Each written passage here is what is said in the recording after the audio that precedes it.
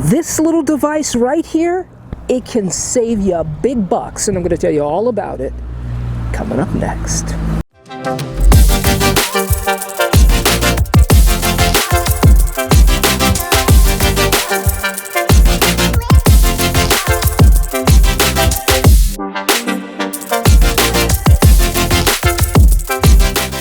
Hi everybody, I'm Leah of seejanedrill, and this little device right here, guess what? It can save you a ton of cash. Now I'm at a friend's house and she's having an issue with her wrought iron stair railing. A common problem with wrought iron handrails, they tend to rust out there at the bottom. When this one is completely rusted out and there's no way to attach it back to the steps or to a concrete surface. Well, not until now. This little gadget here makes a repair possible. It's a steel sleeve that fits on the bottom of the damaged handrail like a boot. Then you attach this to the steps or the concrete. It's going to cost a lot less to repair the stair railing than it would cost to replace it. Okay, we're going to take our sleeve here and we're just going to slip it on the bottom.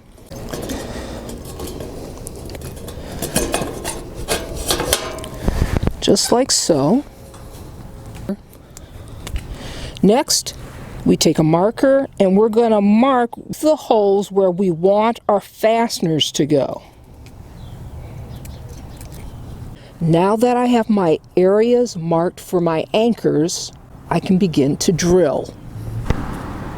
Now we're going to be using this here. This is a hammer drill, and what makes this different than a regular drill is that the bit here, it rotates and it also hammers at the same time, hence the name hammer drill.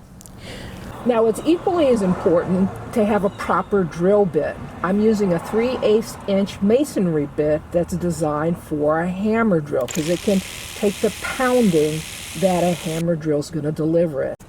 Now I also want you to be mindful of the fastener that you use. You want that fastener to match the size of the drill bit. We want to make certain that we drill to a certain depth. So to do that, you flag the drill bit with a little piece of tape. Now I don't want my drill bit to be skirting all over the surface, so to prevent that, we need to just dimple these areas just a little bit to give that drill bit something to ride in. I'm using a punch here. If you don't have one of these, you can always just use, believe it or not, a nail. We just want to give it a little bit of a dimple. We'll take a hammer, take the nail, give it a little bit of dimple. That little dimple there will give our drill bit something to ride in, so it's not skirting all over the surface.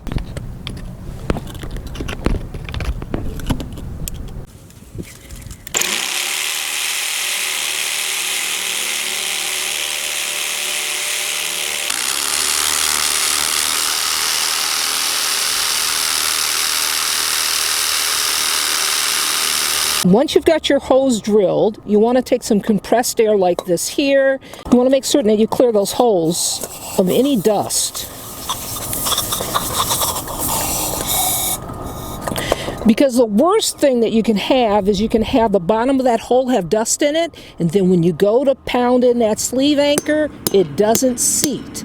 Then you'll have a wobbly post. Well, here's the thing, you can drill the holes deeper than you need, but whatever you do, don't drill those holes too shallow because you really need that sleeve anchor to rest at the bottom of that hole. Okay, so there we go, we're sliding our piece. There we go. There we go. Now once we have it where we want it, then we take our sleeve anchor and we insert it in the hole.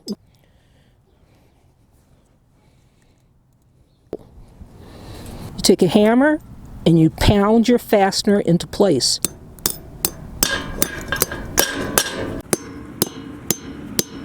Just like that.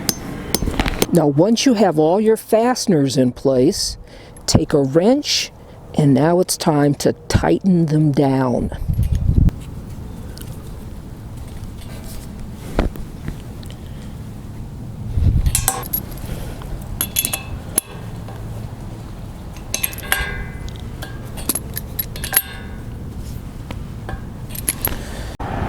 Now that we've got our sleeve anchors secure, it's time to tighten up this bolt here to secure the railing to the sleeve.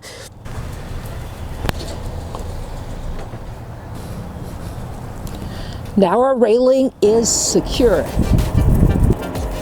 This is Leah saying you can do this. See you next time.